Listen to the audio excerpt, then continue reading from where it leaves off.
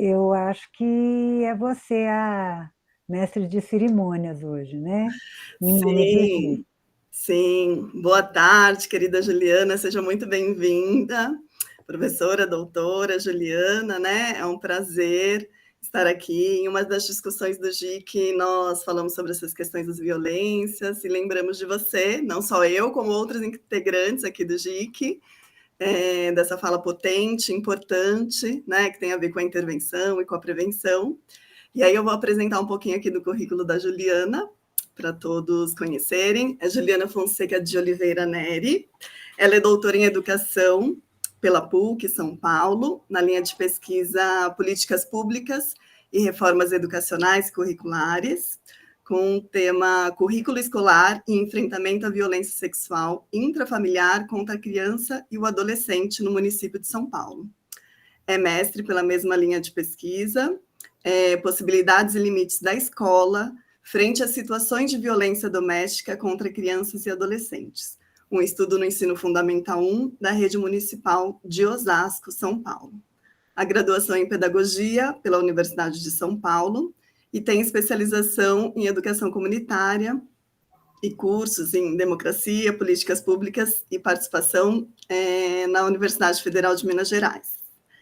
Ela já trabalhou, né, como assessora, foi assessora da Secretaria Municipal de Educação de São Paulo, no Núcleo Técnico de Currículo, com NAAPA, Núcleo de Apoio e Acompanhamento para Aprendizagem, participou da elaboração de Instrução Normativa 2020, especialmente, né, a publicação de um livro com orientações para o enfrentamento de violências e na formação para as equipes dos NAAPAs das 13 diretorias regionais de educação de São Paulo, bem como os dirigentes regionais, supervisores, diretores, toda a equipe gestora. Atuou como mediadora da Univesp, na coordenação da Educação Cidadã, do Instituto Paulo Freire também, né? E atualmente ela trabalha como professora na Unimes, na Universidade Metropolitana de Santos, nos cursos de pós-graduação e graduação em Pedagogia, licenciatura, presencial e EAD. A Juliana, eu a conheci através do NAAPA, né, por fazer parte do NAAPA. Ela sempre trouxe uma contribuição importante, principalmente nesse período da pandemia, uma das primeiras lives na apresentação do livro, né, Conhecer para Proteger, Enfrentando a Violência contra Bebês, Crianças e Adolescentes, que é um material extremamente rico e que faz parte do nosso cotidiano nas itinerâncias das escolas aqui do município. E vem com uma instrução normativa sobre as questões relacionadas à violência e todas as orientações, né, que são necessárias para a proteção dessas crianças e desses adolescentes. Então, muito obrigada, Juliana, por sua disponibilidade. Sabemos o quanto é precioso esse tempo aqui com você, né? E fique à disposição para conversar com a gente. Muito obrigada. Obrigada, Carla. Obrigada, Bia. Obrigada a todos e todas que estão presentes aqui. É um prazer estar com vocês. Quando a Carla me convidou a primeira vez, eu não tinha essa data disponível, porque, além de tudo, a gente tem compromissos familiares pós-pandêmicos, né? E aí eu consegui readequar, reorganizar as coisas, porque as datas foram modificadas, mas desde o primeiro convite da Carla, já fiquei tentada a conversar com vocês, porque é um prazer, né? A gente compartilhar reflexões, compartilhar angústias com vocês, que são um grupo de reflexão sobre queixas escolares, né? Então, é bem prazeroso a gente pensar uma reflexão para compartilhar e, principalmente, depois poder dialogar sobre essas reflexões todas, né? Então, agradeço muito o convite da Carla, da Bia, de todos vocês, e espero ter uma fala inicial que contribua e depois poder dialogar com vocês sobre essas reflexões, tá? Obrigada. Eu prefiro, não sei se tudo bem para vocês, seguir uma apresentação para orientar um pouco a minha fala, porque senão eu falo demais, e aí eu passo uma hora, e aí a gente fica sem tempo de dialogar. E aí, mesmo que algumas telas eu passe rapidamente, eu prefiro compartilhar aqui uma reflexão, e aí depois ser a base para o nosso debate. Pode ser? Então, vou compartilhar uma tela aqui com vocês agora, e vou seguindo por ela. Vou tentar ser breve, nesse momento um pouco mais expositivo, para a gente ter mais tempo para dialogar. Tá visível para vocês? Sim. O som tá bom também, pessoal? Tá? Sim, tá ótimo. Porque eu optei em não usar o fone, então fico meio insegura com isso. Qualquer problema, vocês me avisem, tá? Por favor. Então, o tema que a Carla e a Bia me passaram para a gente conversar nessa tarde de hoje é violências e violações de direitos da infância e adolescência na pandemia, o papel das psicólogas. Aí eu pensei um percurso, até mandei uma mensagem para a Bia, um momento de exposição para conversar um pouquinho sobre o conceito de violências, de violação de direitos, trazer um pouquinho de dados sobre violências na pandemia, pensar os efeitos da pandemia no desenvolvimento infantil, e aí pensar o papel das psicólogas, né? Essa reflexão sobre as necessidades básicas, orientações parentais, desenvolvimento integral, intensificação nas orientações para prevenção às violências no currículo escolar, e um momento mais precioso, que é o diálogo aqui com vocês. Então, para começar um pouquinho refletindo sobre os conceitos, quando a gente pensa em violência, a gente pensa do ponto de vista de hoje, né? Hoje, o que é que a gente considera como violência?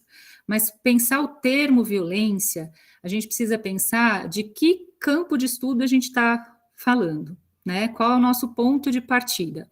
Porque a saúde tem um olhar, a educação tem outro, a psicologia tem outro, a segurança pública tem outro. Cada campo de estudo tem um diferente foco, tanto na análise, na concepção e às vezes até na definição, né? Na saúde pública, a professora Minayo já desde 94 destacava o fenômeno como algo que tem implicações biopsicossociais, né? E é nesse sentido que eu também me inspiro nessa minha fala, né? Ristum já observava o espectro de definições denotando a polissemia e a dificuldade de consenso para delimitar esse conceito, e os múltiplos significados de violência, né, que foram abordados pelo Weisselfels e o Maciel, sobre o termo de violência sendo algo que é socialmente construído e que muda de acordo com o momento histórico e com o conceito social, né, com o contexto social. Então, o que a gente considera violência hoje, antes do ECA, por exemplo, né, era relativizado, né, não era bem uma violência contra a criança, né, por exemplo. E aí, quando a gente vai no Google, por exemplo, né, que é onde é que vai todo mundo quando a gente fala violência, primeira coisa, sem uma reflexão acadêmica, mas vamos lá no Dr. Google, né? No Dr. Google já tem lá uma definição bastante ampla, o que também é muito bom, né? Fala da força física, mas também aborda a intimidação moral, o uso da força e do poder, o constrangimento físico, o cerceamento da justiça e do direito. Então, pelo Google já dá para a gente ter uma dimensão de que esse conceito de violência ele está mais ampliado para além daquela questão da violência física. Quando a gente pega o conceito na Organização das Nações Unidas, já tinha essa definição pensando no uso intencional de força física ou poder por ameaça ou ação contra si mesmo ou outra pessoa. Então, a violência contra si mesmo também já sendo contemplada aqui. E a alta probabilidade de resultar em ferimento, morte, sofrimento psicológico, mau desenvolvimento ou privação. Então, a gente também tem uma ampliação um pouco maior quando a gente vai na definição de violência da ONU. E eu gosto muito, sempre trago isso na reflexão, essa definição da professora Marilena Chauí, né, onde ela trata a violência como tudo aquilo que coisifica o outro, né, como algo que se opõe à ética, porque trata seres que são racionais, sensíveis, né, como ela diz, dotados de linguagem, de liberdade, como se fossem coisas, né. Então eu gosto muito de trazer esse conceito, porque quando a gente pensa no momento pandêmico, as dificuldades e a coisificação, né, das relações, o medo que tomou conta, o luto coletivo, acabou fazendo que no ambiente doméstico as pessoas tivessem relações de coisificação do outro, né? Então, acho que faz sentido a gente pensar nisso. E pensando do ponto de vista de pessoas que pensam a escola, né? Eu como pedagoga, como curriculista, a gente pensa no termo da violência curricular. O professor Walter Giovedi, lá da Federal do Espírito Santo, ele, na tese de doutorado dele da PUC, ele construiu o conceito de violência curricular. E é um conceito que a gente usa muito no grupo de pesquisa que eu faço parte, que é o Grupo de Estudos e Pesquisas em Justiça Curricular, o GPJuC. E a gente partiu do pressuposto de que o conceito de justiça curricular se opõe ao conceito de violência curricular, né? O professor Giovedi trata a violência curricular como as várias maneiras pelas quais os elementos e os processos que constituem o currículo escolar, né, ou seja, todo o percurso escolar da criança, do adolescente, do bebê, né, do estudante, eles são violentados pelas práticas educativas. Então, por exemplo, as práticas e intenções políticas da escola, os valores que são difundidos, mesmo que eles não sejam declarados, a concepção de aprendizagem, os objetivos de formação, os conteúdos selecionados, o modo de organizar o tempo, o espaço, a metodologia, o processo de avaliação, a relação do professor e dos estudantes. Se esses processos negam a possibilidade dos sujeitos de reproduzirem e desenvolverem as suas vidas de maneira digna, humana, em comunidade, o professor Giovedi chama isso de violência curricular. É um currículo que não atende às necessidades dos estudantes, né? E aí, quando a gente vai pensar em violação de direitos, fui lá no judiciário, né, para pegar essa definição, também é uma definição bastante ampla, que fala que é toda e qualquer situação que ameace ou descumpra os direitos da criança e do adolescente, ou até mesmo em face do seu próprio comportamento. Quando a gente fala de violência autoinfligida, é importante a gente pensar nisso também, né? E aí, para a gente pensar na pandemia, eu dei um destaque aqui que a violência doméstica é uma das violações de direitos mais frequentes, né? Quando a gente fala de crianças e adolescentes. Então, só esse primeiro resgate de algumas concepções que embasam aqui a minha reflexão, que já vão conversar um pouco com os dados quantitativos que eu peguei, né? Esses dados quantitativos, eles não são todos do mesmo lugar, não são todos que eu fui atrás, eu fui pegando de algumas publicações, mas ajudam a gente a pensar nesse contexto e dar uma concretude maior para as coisas que a gente vem refletindo, né? Então, a Unicef e o Fórum Brasileiro de Segurança Pública publicaram em 2021 o panorama da violência letal e sexual contra crianças e adolescentes no Brasil. Eles pegaram o período de 2016 a 2020, né, e organizaram esses dados com informações das 27 unidades de federação, né, então os 26 estados e o DF. E aí, reunindo os dados desse período, eles identificaram 34.918 mortes violentas intencionais, o que é bastante preocupante, né? Uma média de 6.970 mortes por ano ao longo dos 5 últimos anos, quando a gente pensa nesse período. A maioria das vítimas são adolescentes.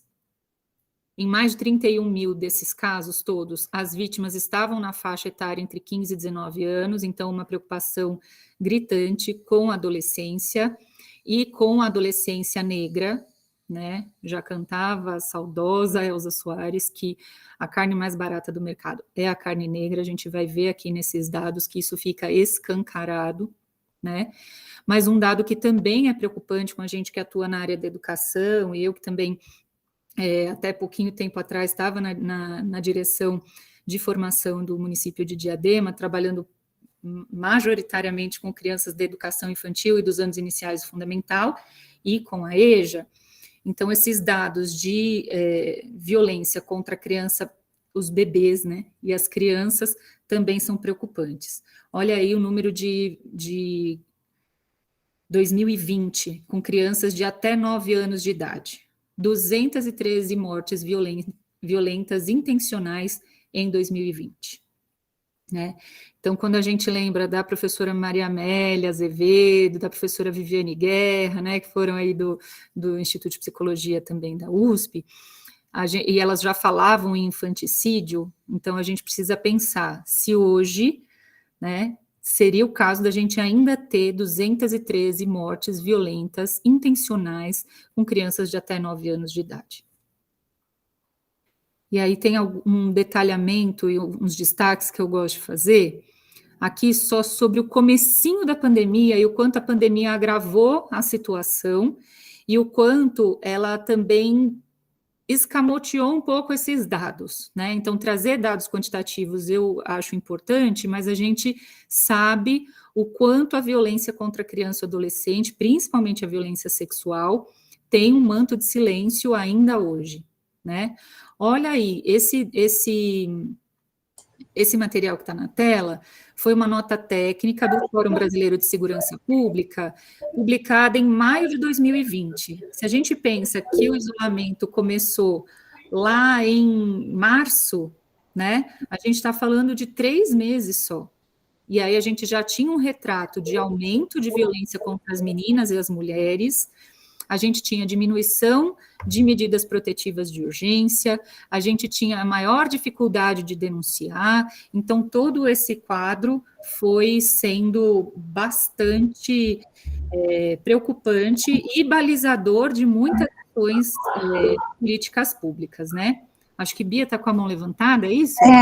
Juliana, eu só queria saber o seguinte, aqueles dados que você estava citando antes, né, por exemplo, de 35 mil mortes violentas intencionais, você pegou o período de 2016 a 2020. É 2020 inteiro, porque tem isso, né? 2020 foi o ano de início da pandemia. Isso. Ou seja, só para pensar se são anos que vão distribuídos iguais, ou se é 2020 e início de 2020, né? Não, esse daqui da violência letal, eles dizem aqui, né, na publicação do Unicef e do Fórum Brasileiro de Segurança Pública, que é o ano de 2020. Tá? Tem uma outra publicação que eu vou trazer, que aí é só o primeiro semestre de 2021, que aí é essa próxima aqui. Que aí eles trazem, aí é só do Fórum Brasileiro de Segurança Pública, eles fizeram um sumário executivo, analisando 2019 e 2020 e 2021, primeiro semestre. Tá? Aí eles pegaram, aí não tem todas as unidades da federação, tem só 12, e aí eles fazem um levantamento nos boletins de ocorrência, trazendo mortes letais, mortes letais foi boa, né? Trazendo violência letal e violência não letal contra crianças e adolescentes, né? Eles pegaram aí uma faixa etária que não abrange os 18 anos, né? Então pegaram de 0 a 17, e aí pegaram os boletins de ocorrência dos crimes de maus tratos, lesão corporal dolosa em contexto de violência doméstica, exploração sexual, estupro e morte violenta intencional. E aí só de boletins de ocorrência foram 129.844 nesse período, 2019, 20 e primeiro semestre de 21. E aí quando a gente vê qual é a somatória, né, dessas violências, 24.761 registros de violência contra crianças e adolescentes só no primeiro semestre de 2021. E aí, né, esse destaque que o Brasil registra ao menos 136,8 casos de violência contra crianças e adolescentes por dia, no primeiro semestre de 2021.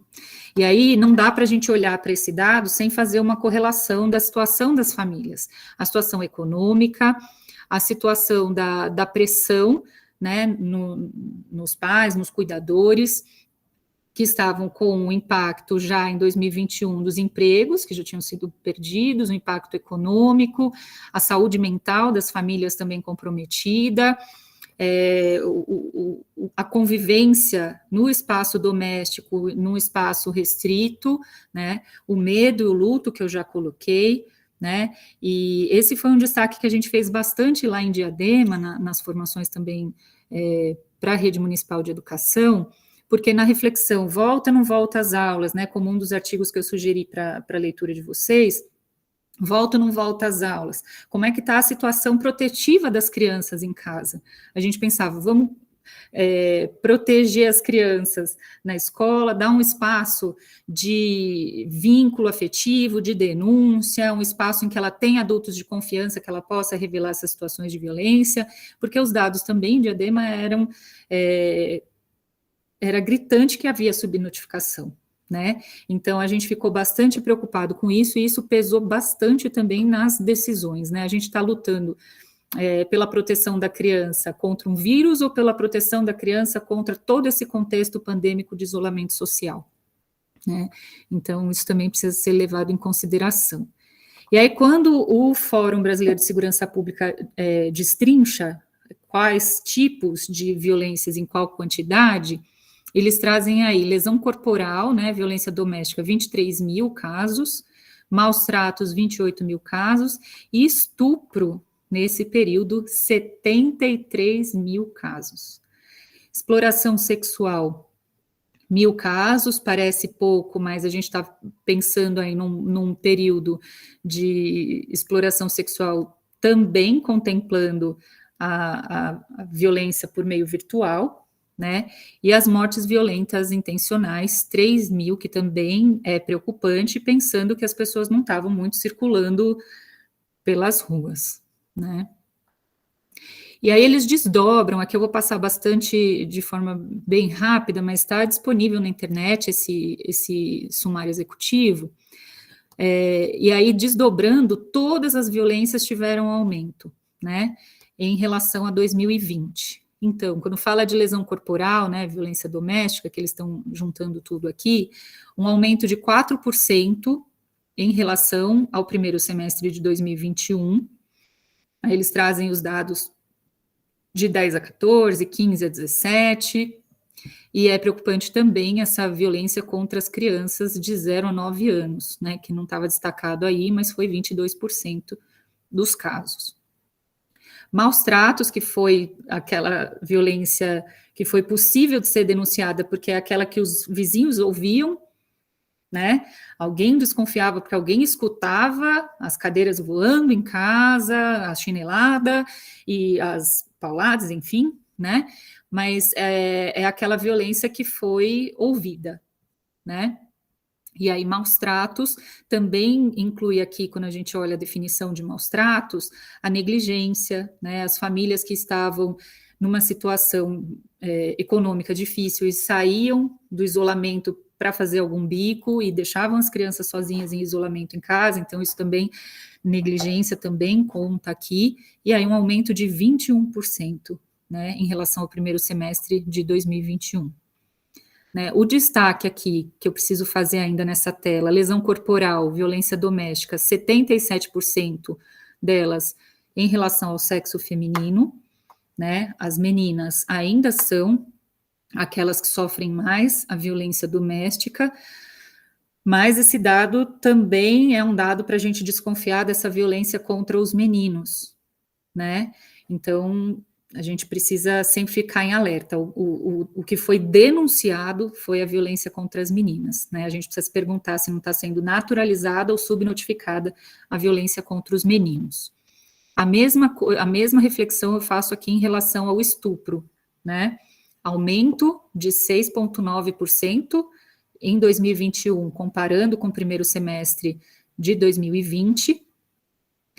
Aqui, 85% sexo feminino, mas a gente também se questiona se as violências e o estupro contra os meninos não foram denunciadas ou foram naturalizadas.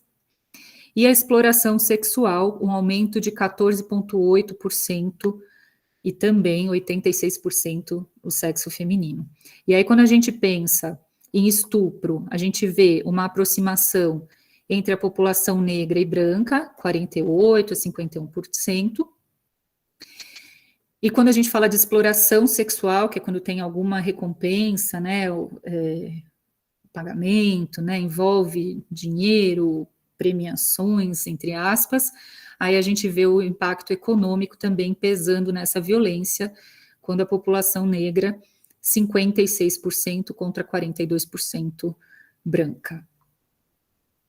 E as mortes violentas intencionais, aqui, né, gritante, adolescentes negros, né, 82% dessas mortes violentas intencionais de 15 a 17 anos, sendo 86% do sexo masculino e 78% negra. Aqui, uma queda em relação ao primeiro semestre de 2020, porque o primeiro semestre de 2020 foi dividido na metade, né, que acho que foi um pouco a reflexão que a Bia estava fazendo, né, até março as pessoas estavam circulando, até o carnaval e tal, depois de março a junho, aí não estavam mais circulando, e em 2021 ainda havia todo o primeiro semestre a indicação para isolamento social. E aí, dado esse panorama quantitativo, quais são os efeitos da pandemia no desenvolvimento, né, do bebê, da criança e do adolescente? E aí, para a gente começar a pensar nesses efeitos, eu falo do ponto de vista da educação, pensando que também não dá para pensar em todos esses efeitos sem pensar as políticas públicas educacionais, sem pensar a escola e as condições materiais, estruturais que a gente tinha antes. Que currículo a gente tinha antes da pandemia, que condições objetivas estruturais a gente tinha antes da pandemia, né?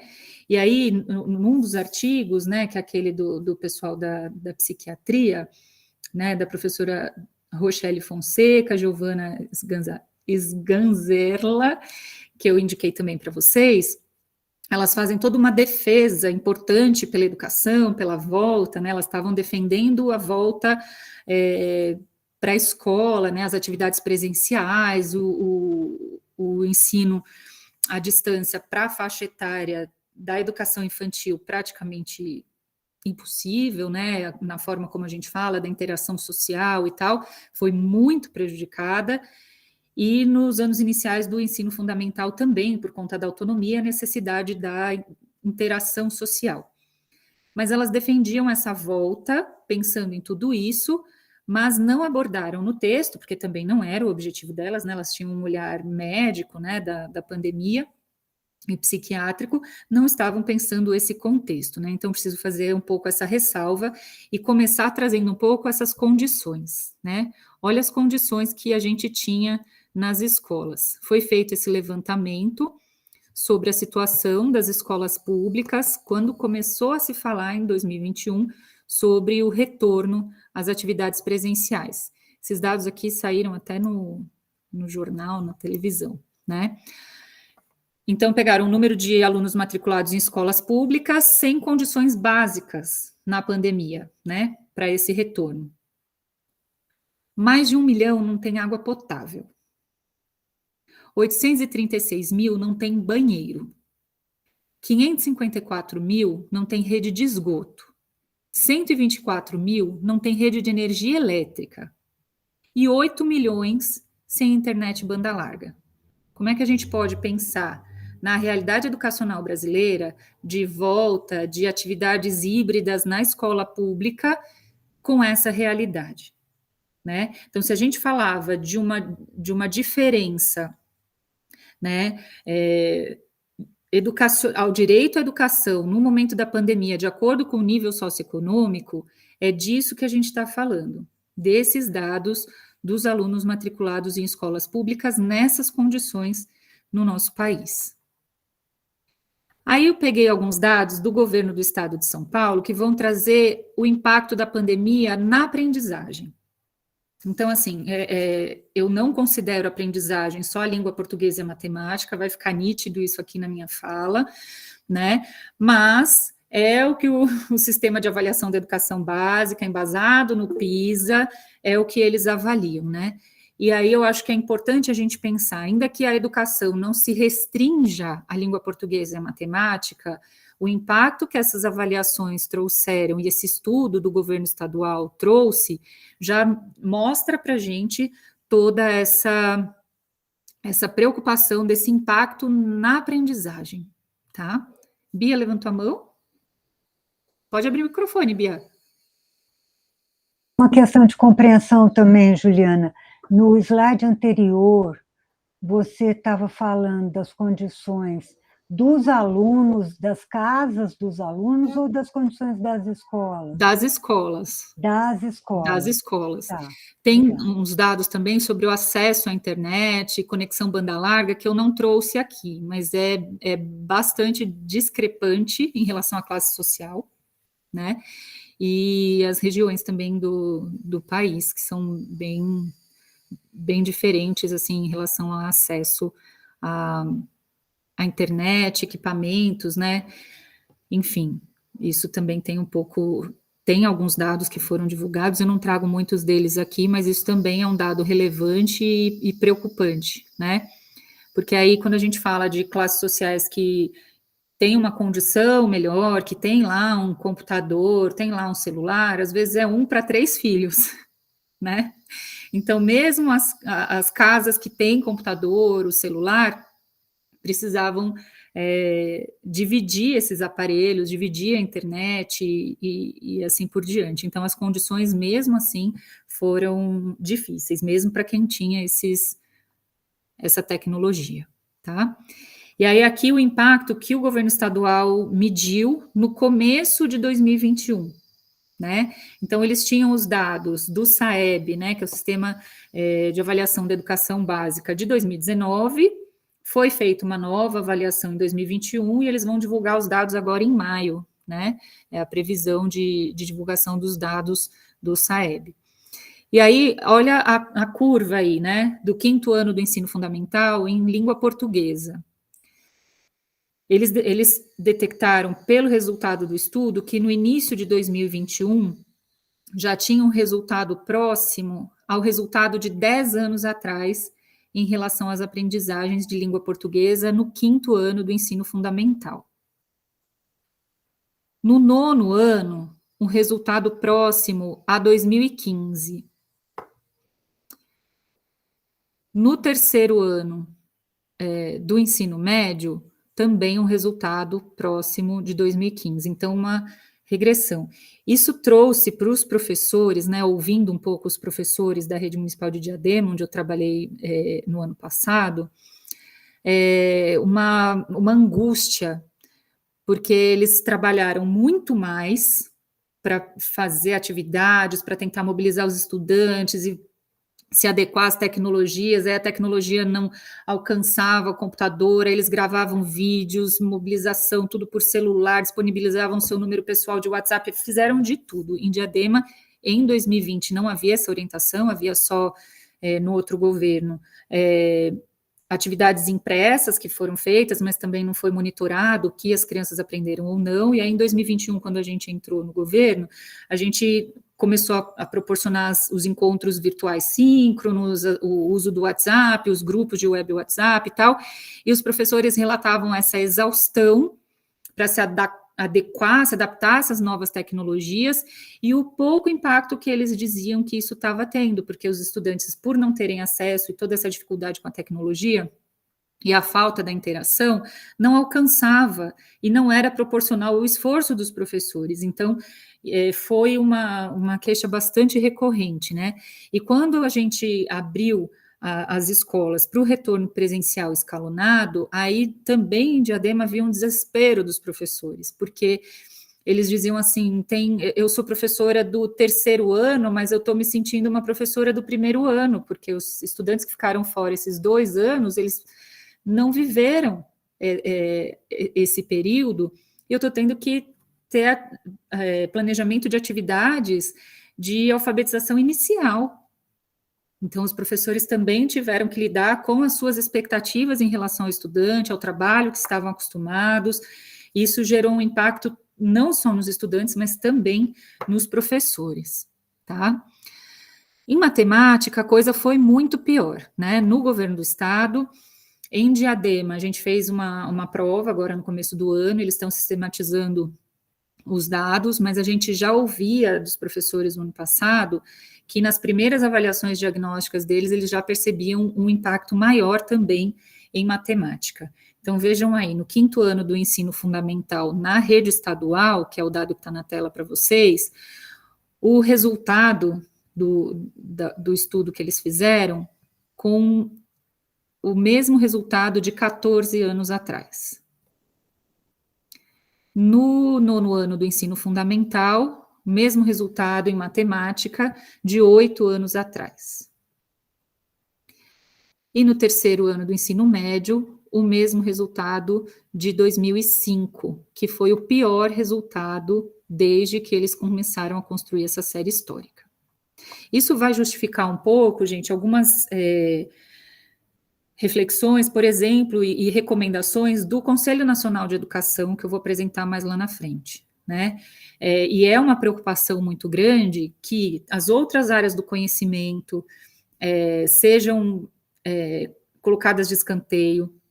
Há uma preocupação para uma volta a metodologias que sejam muito tradicionais, porque agora, né, tem professores que acham que vão enfiar a goela abaixo, a alfabetização, o letramento, a numeracia, né? Por quê? Porque tem esse desespero por conta desses dados, né?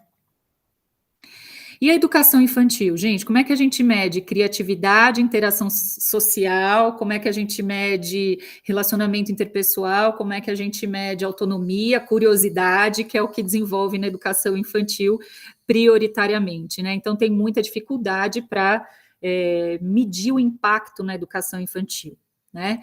Aí, esse outro estudo da Federal do Paraná e do LAPOP, financiado pela Fundação Maria Cecília Souto Vidigal, eles já começaram a colocar aí características dos alunos da pré-escola na pandemia, levantando problemas emocionais, problemas de conduta, hiperatividade, problemas de relacionamento, comportamento pró-social, e fizeram uma média aí de dificuldades totais em entrevistas com professores, tá? E aí, um outro estudo que eles fizeram, também da Fundação Maria Cecília Souto Vidigal, analisando aí, ainda na educação infantil é pior ainda, né, porque a gente não fala de escolarização na educação infantil, mas eles foram medir o que é esperado que a criança da educação infantil conheça em relação à matemática e à linguagem, e aí fizeram um comparativo também, detectando uma dificuldade maior em 2020 comparado a 2019. E aí eles mediram aí a identificação de números de 2 dígitos, fazer contas informais mais difíceis, contas formais simples, acertar teste de vocabulário, e aí eles perceberam que houve esse impacto em comparação entre 2020 e 2019.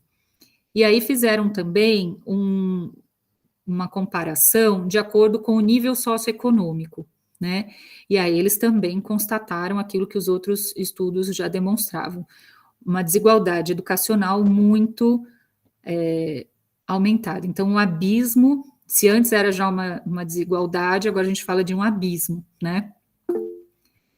Oi, Bia, pode falar. Oi, mais uma coisa de esclarecimento. Quando fala linguagem, você está falando de desenvolvimento da linguagem? Porque eu estou ouvindo falar muito de criança que estão diagnosticando como autista porque não aprendeu a falar, criança muito pequenininha. Então, Bia, lá em Diadema a gente também teve relatos de diretoras, por exemplo, que falavam assim, olha, a criança foi lá na escola fazer a matrícula presencialmente com a mãe, e eu acho que ela precisa de uma avaliação diagnóstica, porque a gente acha que ela tem alguma necessidade especial, que ela é deficiente. Os professores de educação física falavam assim, a gente foi fazer uma atividade, a criança não conseguia pular do banco para o chão. A criança não sabe subir escada. Criança que não sabe, não estou falando de dar pulos com giros e saltos muito elaborados, não, coisas básicas, né?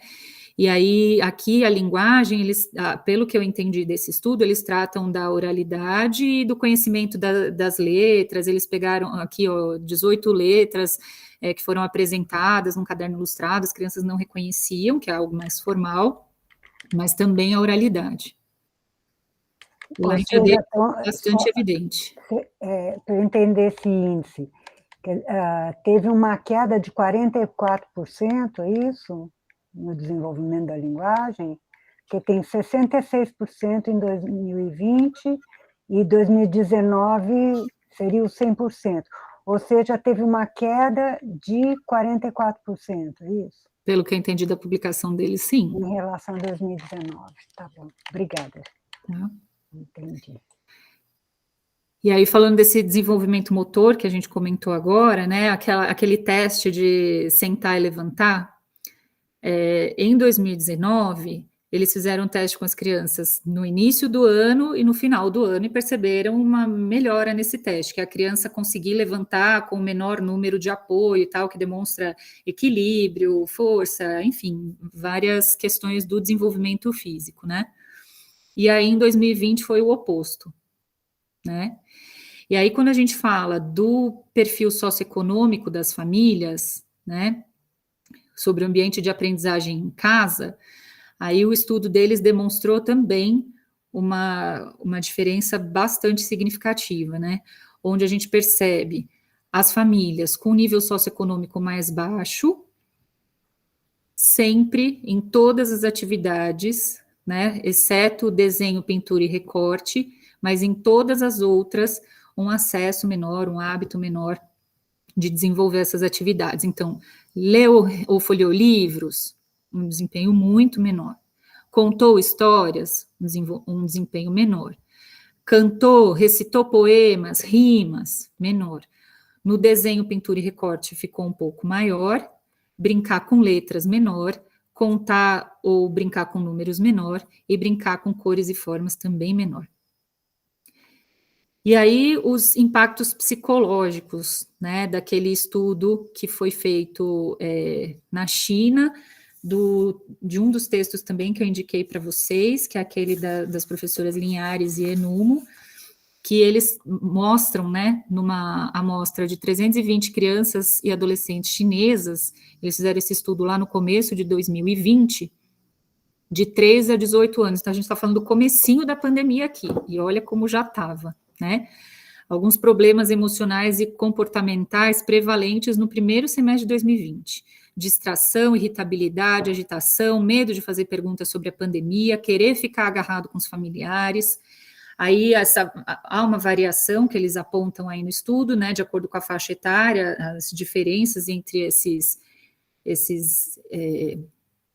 comportamentos, né? Então, de 3 a 6 anos, o excesso de apego aos pais, o medo de os familiares ficarem doentes, os mais velhos apresentando desatenção e questionamento recorrentes, e nesses estudos eles colocaram como estratégia sugerida de enfrentamento do medo e desse estresse, envolvendo comunicação sobre esses medos e preocupações, jogos colaborativos, atividades físicas, música como forma de terapia, por exemplo, além de os pais prestarem atenção às dificuldades de sono, né?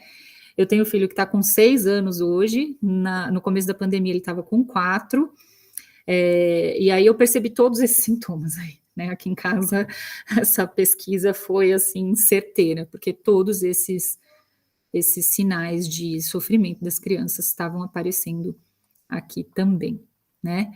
E aí a pandemia e o estresse tóxico que as professoras apresentam aí no texto, né? Os estudos da revisão de literatura contribuindo para atualizar esses efeitos, né? Destacando haver sintomas de confusão mental, raiva e estresse pós-traumático. Essa questão desse contato permanente, né, com notícias de morte ou ameaça de morte, que ficou um assunto em pauta constante, né, levou as crianças a ficarem num estado de hipervigilância, e a violência intrafamiliar, que a gente já falou aqui, vai voltar a falar, né, um exemplo de uma diversidade que se agravou muito no período do distanciamento social. E aí a pandemia e o estresse tóxico, né, as crianças privadas da necessária socialização com os pares, né, que é o espaço onde ocorrem esses aprendizados significativos para o desenvolvimento humano, né, as experiências lúdicas, o compartilhamento de ideias, a interação, a convivência, o compartilhamento das decisões, tudo isso elas foram privadas, né? E por isso que gera esse tipo de comportamento e de queixas agora, né? Que a Bia relatou e eu ouvi bastante também em Diadema, que as crianças estavam com comportamentos que estavam surpreendendo os professores, né? Uma coisa que eles levantaram como algo positivo é que as crianças não aguentavam mais ficar em casa. Então, muitos que eles imaginavam que fossem voltar para a escola, ia ter que ter um longo período do que eles chamavam antes de adaptação, e que agora a gente chama de período de acolhimento, porque não é a criança que tem que se adaptar à escola, né? A escola que tem que acolher a criança. Crianças que chegaram na escola, na porta da escola, tchau para a família, entraram felizes e contentes, aquela coisa do chorar no portão, do não querer ir para a escola, isso foi algo que foi muito relatado pelas professoras e pelas diretoras lá em Diadema, né? Mas como uma falta dessa socialização com os pares, a necessidade, querer brincar junto, querer conviver, né? Isso apareceu um pouco lá e foi destacado aqui no texto, né? O excesso do uso de telas, que além de todos os estudos que demonstram, né, o quanto é prejudicial o excesso de telas, né, principalmente na educação infantil, nos anos iniciais do ensino fundamental, o perigo da violência que acontece por meio das telas, né? Os desafios né, baleia azul, todas essas violências que também perpassam o mundo digital. E aí, né, no caso da educação infantil, a criança privada de experiências concretas, privada do espaço coletivo compartilhado e dessas relações proximais. Isso tudo também teve um impacto no corpo físico da criança, né, não só na saúde mental. As professoras destacam aqui o alto nível de cortisol, né, nesses contextos estressores, que alteram o sistema imunológico e o sistema nervoso, que se relaciona à emoção, à memória e à aprendizagem, né? Esse estresse tóxico que pode causar hiperatividade nos circuitos neurais e que controlam as respostas de medo, provocando uma interpretação no cérebro de ameaça, que pode levar a respostas de agressão como defesa. Então, isso também é algo importante para a gente destacar. E aí, para falar do papel das psicólogas, aqui é um pouco mais uma expectativa do ponto de vista de papel das psicólogas dentro da educação, né? Destacando a importância para o atendimento das necessidades básicas dos estudantes, orientações parentais às famílias que ainda estão aprendendo a lidar com esse contexto. A gente está falando de abertura agora, de alguns estados e alguns municípios que já estão se arriscando a falar em tirar as máscaras, né? A escola do meu filho mesmo já mandou aviso ontem, olha, não existe essa coisa de tirar a máscara aqui, a gente está com criança contaminada, tá com turma que está em atenção e tal. Então, esse momento agora, né? Parece que está passando, mas será que está? Será que não está? Como é que a gente lida com esse momento em que todas as aulas estão presenciais, as famílias estão reaprendendo essa convivência, se reorganizando na sua rotina e também analisando como é que está a criança no convívio social depois desse período de isolamento, né? Então, pensar o desenvolvimento integral e intensificar as orientações para a prevenção às violências no currículo escolar, eu acho que é uma grande contribuição do papel das psicólogas em relação à escola e também, né, em outros âmbitos mais individuais, pensando até no atendimento clínico, né? Mas não vou abordar aqui o atendimento clínico, esse atendimento individual, estou pensando mais essa contribuição no âmbito coletivo e no âmbito de aproximações com a educação, tá? Então, quando a gente fala de necessidades básicas, eu me embasei aqui um pouco na pirâmide de Maslow para pensar o quanto cada uma dessas necessidades foi impactada na pandemia, né? As necessidades fisiológicas foram muito alteradas, o sono foi alterado, a alimentação foi alterada, né? Água, higiene, que são necessidades básicas, né? E que a gente percebeu impactos. Em um dos estudos também isso aparece, né? As alterações no sono e na alimentação. Enquanto as crianças estão mais obesas, né? E por uma alimentação desregrada, com uma qualidade diferente, e o sono que foi impactado por todas essas questões que eu já abordei. A sensação de segurança, né, que foi diretamente impactada na pandemia, né, a sensação de proteção, quem é que se sentiu protegido durante a pandemia, né? Nem criança, nem adulto, nem ninguém, né? Um inimigo invisível que a gente não sabia o que estava acontecendo. Alguém dava um espirro em casa, né? Eu estava com a minha mãe e a minha avó aqui comigo na pandemia, e aí se alguém espirrasse, já ficava todo mundo em alerta, né? É um medo permanente, né, que rondou. Então, a sensação de segurança também foi ameaçada nesse período. E nas situações de violência doméstica, intrafamiliar, essa sensação de segurança ficou sem opção da criança pedir ajuda, da criança ter um outro espaço de socialização para pedir ajuda ou para demonstrar os sinais, né? Que é o espaço da escola, né? Que é onde é a principal instituição que denuncia as violências.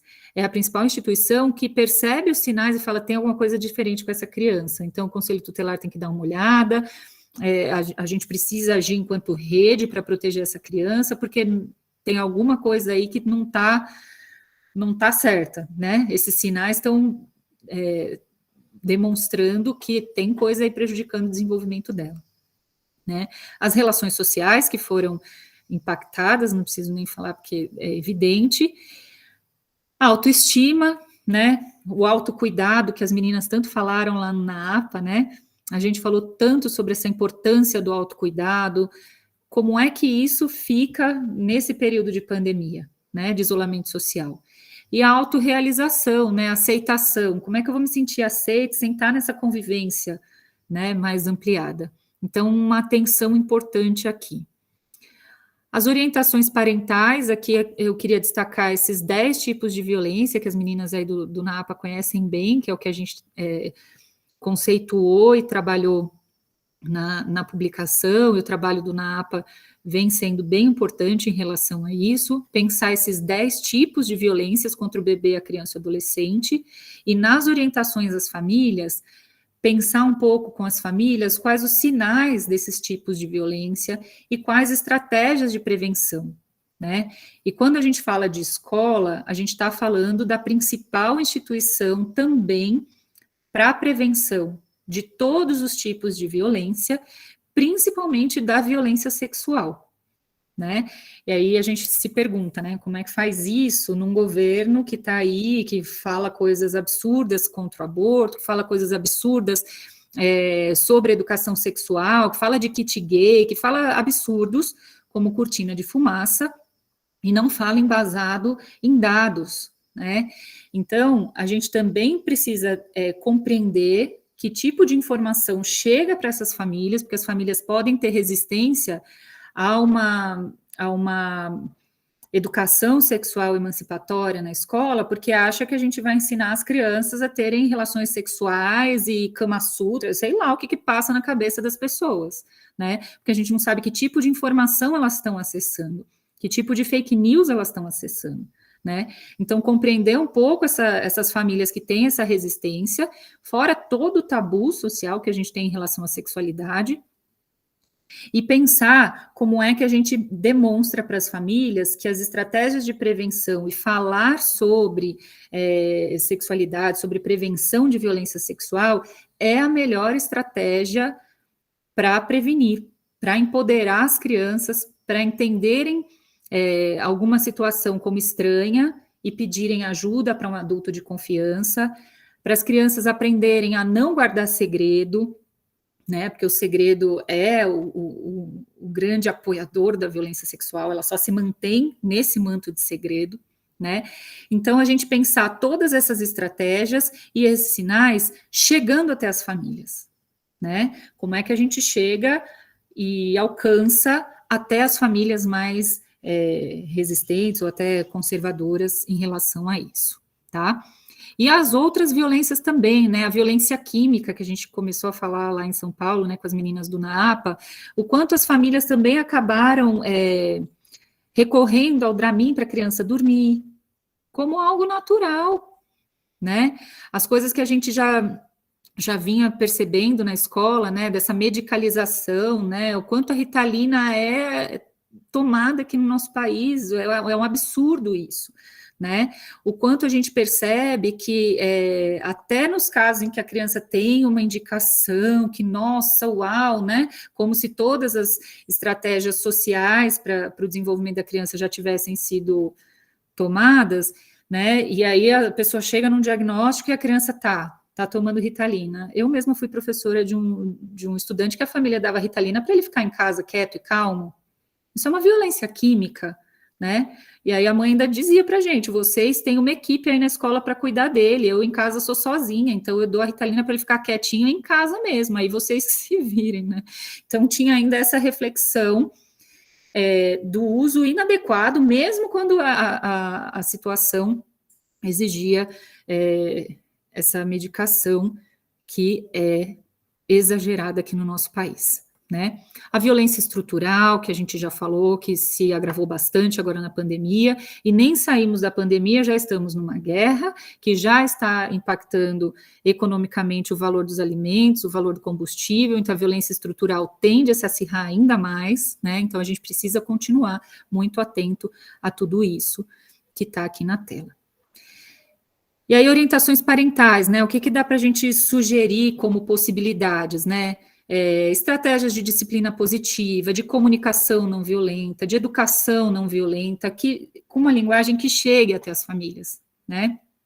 Que a gente perceba as dificuldades das famílias e construa estratégias, possibilidades de educar de uma forma diferente, né? Porque é muito, muito, muito comum eu escutar assim, né? Quando eu falo com famílias, mas hoje eu sou um adulto íntegro porque eu apanhei na infância, né? E aí como é que a gente quebra esses argumentos, né? Como é que a gente constrói uma outra possibilidade de educação com famílias que não têm repertório, né?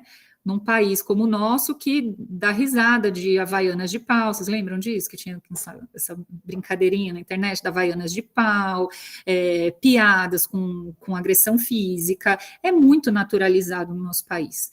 Então, como é que a gente quebra isso e constrói um repertório de possibilidades de educação não violenta, né? Então, isso eu acho que é fundamental da gente enfatizar.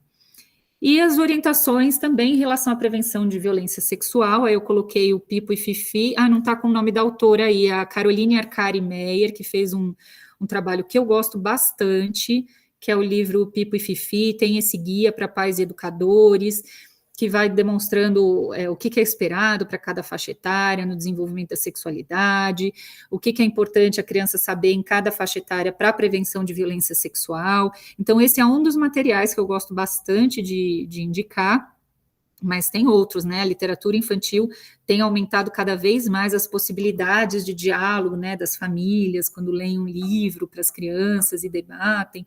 Então, tem bastante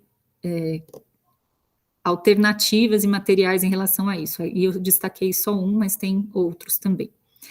Aí, quando a gente pensa em desenvolvimento integral, eu fui lá na LDB, né, que já fala do pleno desenvolvimento do educando. Como é que a gente pensa o pleno desenvolvimento com toda aquela situação que eu apresentei nos dados de impacto na aprendizagem? Como é que a gente argumenta em relação a isso, visando um desenvolvimento integral do estudante? Né? E se a gente ficar na escola só falando de língua portuguesa e matemática, voltando a outras metodologias, né, mais menos abrangentes, vamos dizer assim, a gente não está promovendo esse pleno desenvolvimento do educando e também não está abrindo espaço para projetos que envolvam temas significativos, como, por exemplo, a prevenção das violências, né? E aí, as sugestões do Conselho Nacional de Educação, quando a gente olha essa imagem, elas estão mais para o lado esquerdo da imagem, né? Para aquela aprendizagem sistematizada, língua portuguesa, matemática, né? As coisas mais, entre aspas, acadêmicas, vamos falar assim, não é bem esse o termo, mas enfim, né? O foco está mais voltado para essa cognição como se ela fosse isolada de todo o resto. Como se fosse possível a gente, ao priorizar só isso, a gente conseguir o que a gente quer em termos de avanço nas aprendizagens dos estudantes, né? Ao passo que a gente precisa da música, a gente precisa da pintura, a gente precisa da atividade física, a gente precisa da dança, a gente precisa de tudo para se desenvolver, né? É muito comum, assim, às vezes a criança está lá e não consegue se alfabetizar porque ela não tem noção de lateralidade, por exemplo. Ela não sabe que um texto começa a ser escrito do lado esquerdo, na nossa língua, né? Começa a ser escrito do lado esquerdo e vai para o lado direito, porque ela não sabe nem o que é direito e o que é esquerdo, ela não viveu isso, né? E aí você coloca isso no corpo, você vai fazer atividade física com isso, as crianças desenvolvem muito mais, né? E aí as artes também muito prejudicadas, e a gente sabe o quanto as artes são importantes para o desenvolvimento, né? A música, o teatro, a dança, as artes plásticas, eles desenvolvem a cognição também, né? Para além de toda essa questão da expressão, para além de toda essa questão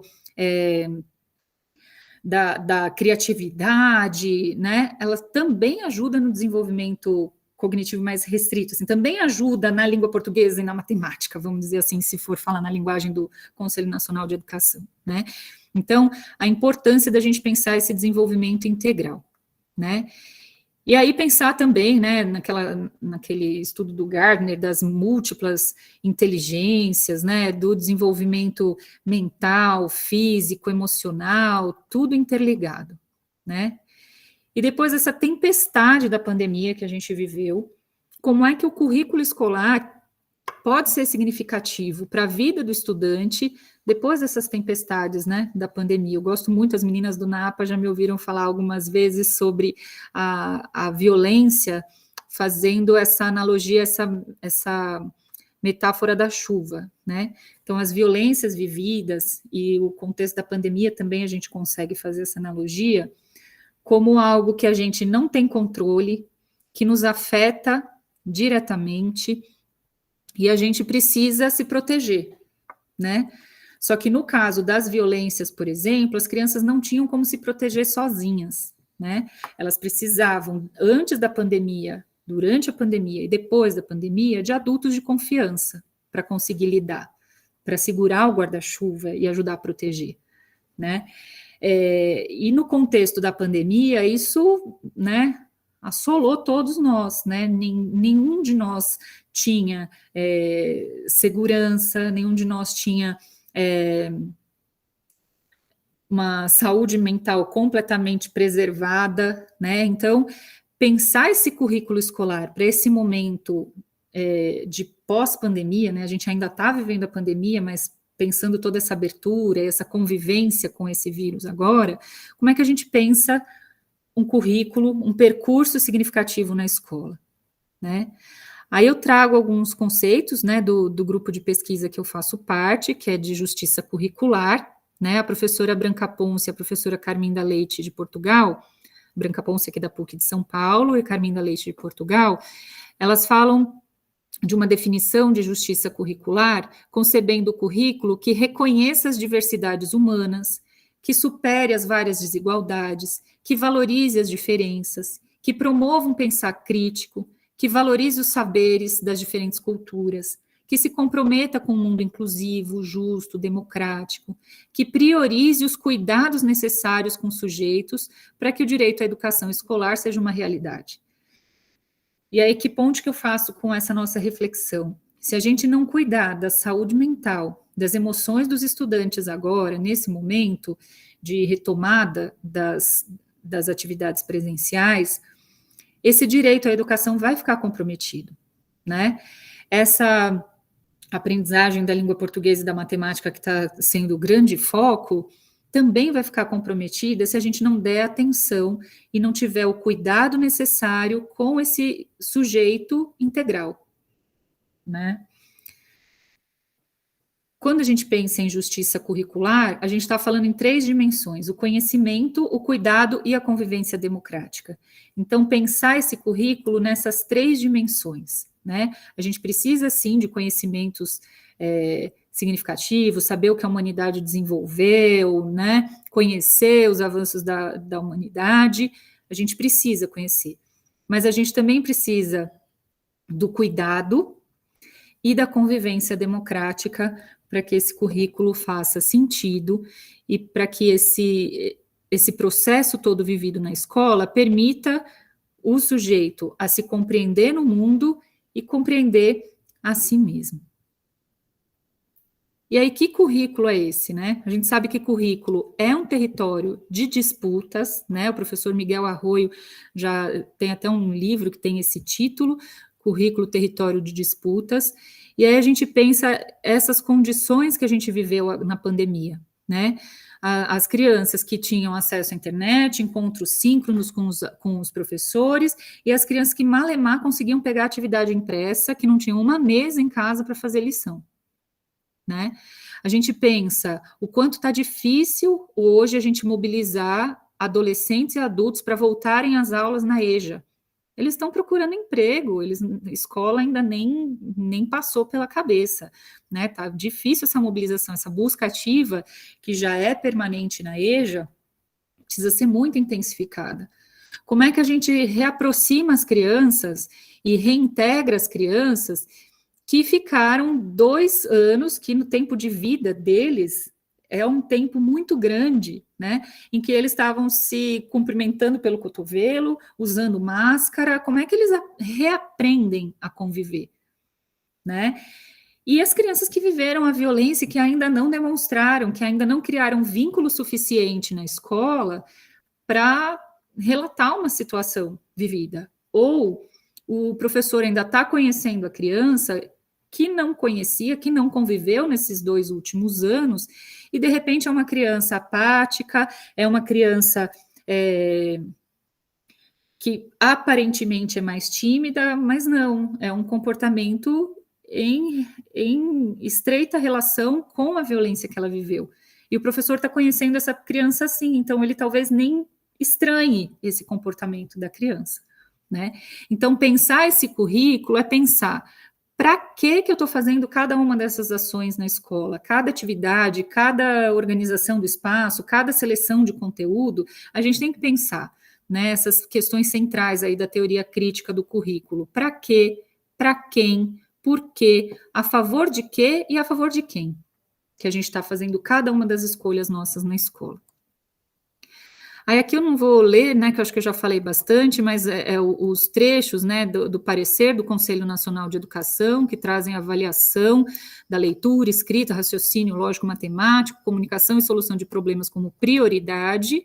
Isso apareceu no parecer 11 do Conselho Nacional de Educação e no parecer 19 de 2020. Então, a priorização da avaliação de competências e habilidades alinhadas à Base Nacional Comum Curricular, com ênfase em leitura, escrita, raciocínio, né, como eu já comentei. E aí, como é que a gente intensifica as orientações para prevenção às violências na escola? Lei para isso a gente tem, né? Então, se a gente tiver uma comunidade escolar mais conservadora, que fala, não vamos falar de violência, não vamos falar que é a família, né? Porque se a gente pensa que os conservadores têm essa questão, né, de nada toca a família é a instituição principal, a gente tem legislação para ajudar a gente, né? A gente precisa falar de violência, sim, precisa falar de violência doméstica, sim, e precisa falar de violência sexual, sim, com todas as faixas etárias, né? Lá com o NAAPA, a gente fez um trabalho e eu desenvolvi algumas formações também, em que a gente falava de prevenção de violência sexual com bebês. Minha orientadora, no começo do doutorado, quase teve um troço. Falou, que você está defendendo que bebê consegue se autoproteger de violência sexual? E aí a gente defende que sim, né? Na medida em que o bebê consegue demonstrar, consegue compreender o que são partes íntimas do seu corpo, e consegue compreender que ali nas partes íntimas só pode mexer as pessoas que estão autorizadas a ajudar com a higiene e só para isso, o bebê consegue demonstrar sinais e consegue revelar situações de violência para um adulto que tem a formação para isso, né? No NAPA isso aconteceu, né? A gente teve relatos na rede de São Paulo de crianças que falaram que fulano de tal tocou no pipi, né? E a criança falou no momento da troca da fralda, né? As crianças demonstrando no momento de brincar que tinham sido violentadas, né? Então, falar sobre isso, intensificar as orientações para prevenção às violências na escola é algo que é fundamental, né? Então, aqui, todas a legislação que ajudam a gente para que o currículo tenha uma ação permanente e interdisciplinar para a prevenção às violências.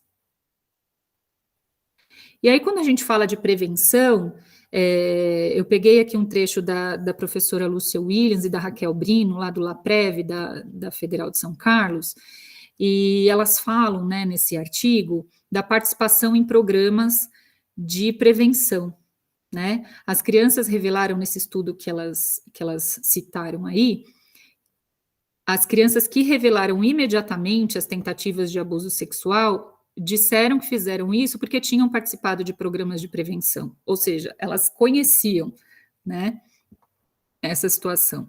Aqui eu coloco o símbolo da campanha do 18 de maio, que é uma das campanhas mais conhecidas, né, no nosso país, apesar de poder ter uma potencialização maior, né?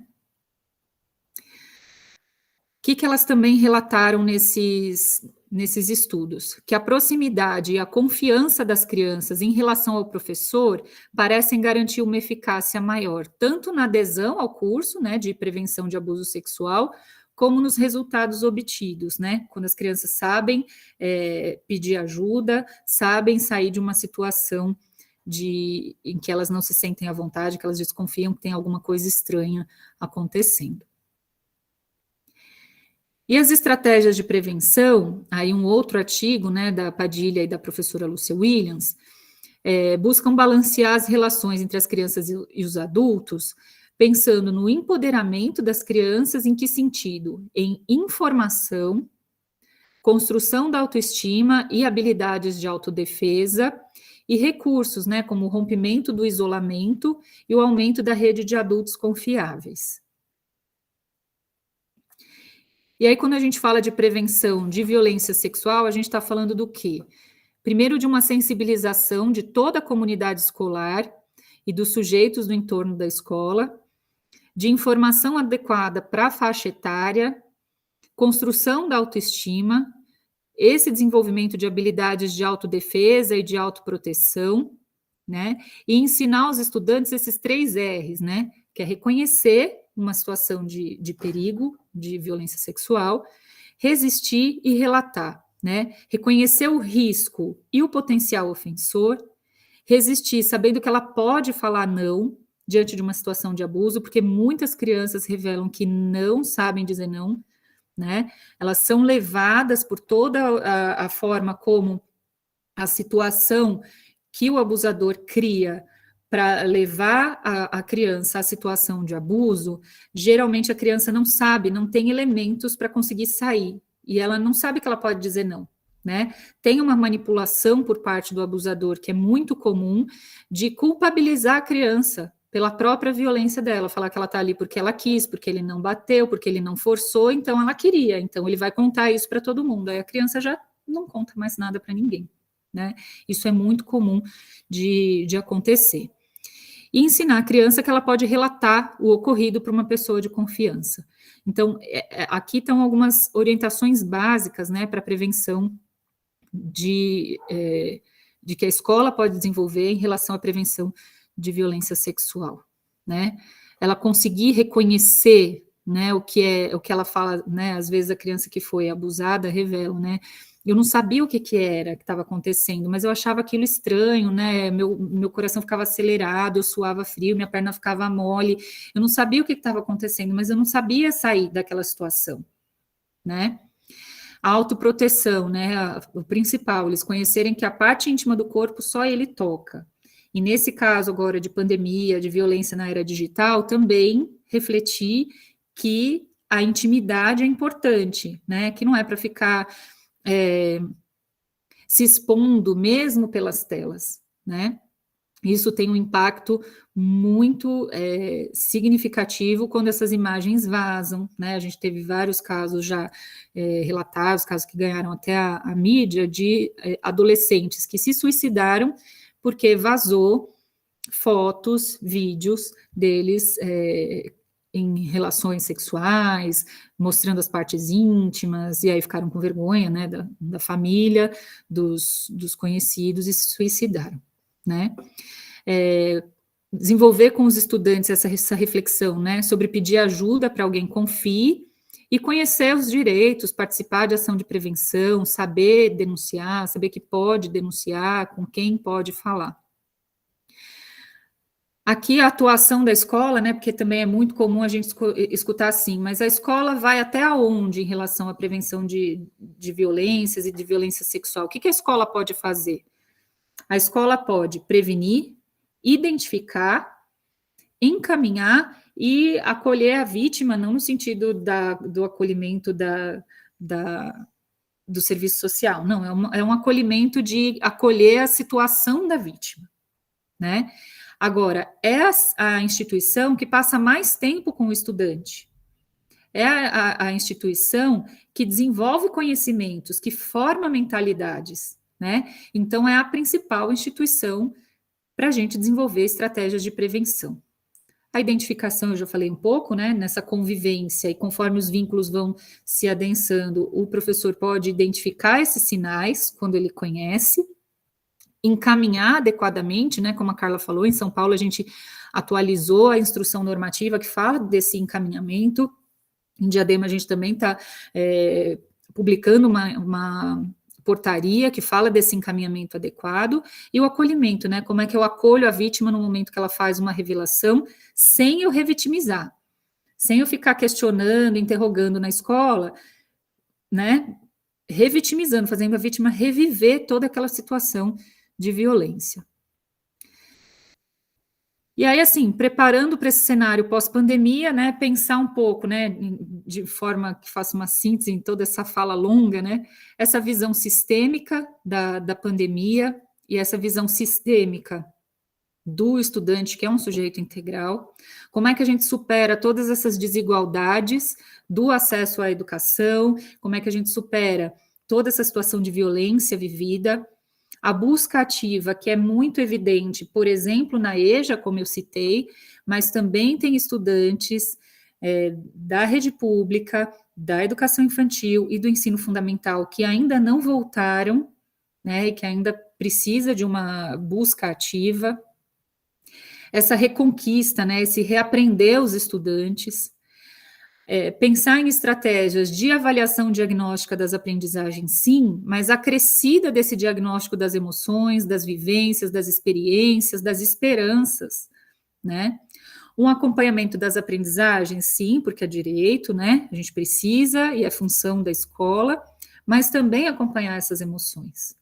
Acolher as famílias que viveram essa pandemia e que estão com o impacto dela ainda hoje, que foram modificadas. Nós não somos mais os mesmos que éramos em 2019, começo de 2020, né? E ter um canal aberto de escuta permanente, né? Como é que a criança se sente? Quais são as angústias? Como a escola pode melhorar essas relações pedagógicas para que os estudantes se sintam contemplados em suas necessidades? Né? Então, acho que preparando esse cenário pós-pandemia, né, de intensificação de atividades presenciais, acho que fechando um pouco esse momento mais expositivo, era isso que eu queria sugerir.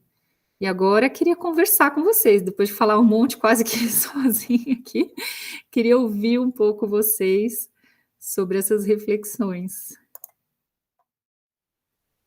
Obrigada. Coraçãozinho para vocês também.